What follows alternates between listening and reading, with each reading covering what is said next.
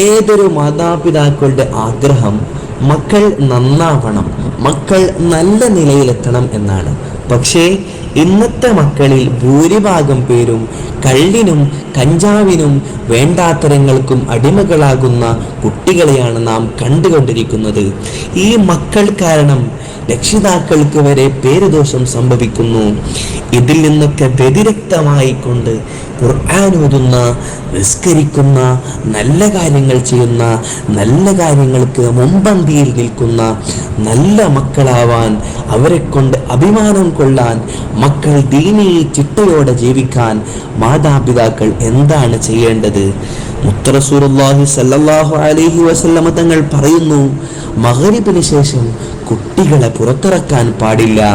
അങ്ങനെ പുറത്തിറക്കിയാൽ കുട്ടികളുടെ ബുദ്ധി നശിക്കാൻ അത് കാരണമാകുന്നു. ആ സമയത്ത് ധാരാളം പിശാചുക്കൾ ഇറങ്ങുന്ന സമയമാണ്.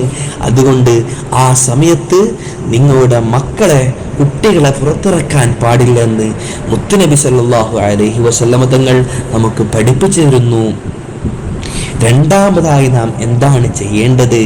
മഗ്‌രിബിന് തൊട്ട് മുമ്പുള്ള സമയം വളരെ വിലപ്പെട്ട സമയമാണ്. ആ സമയത്ത് സൂറത്തു ശംസ് 7 തവണ പാരായണം ചെയ്യുക. മാതാപിതാക്കൾ സൂറത്തു ശംസ് 7 തവണ പാരായണം ചെയ്യുക. അങ്ങനെ പാരായണം ചെയ്താൽ മക്കൾ നല്ല ദീനി ചിട്ടയോടുകൂടി വളരാൻ അത് കാരണമാകും.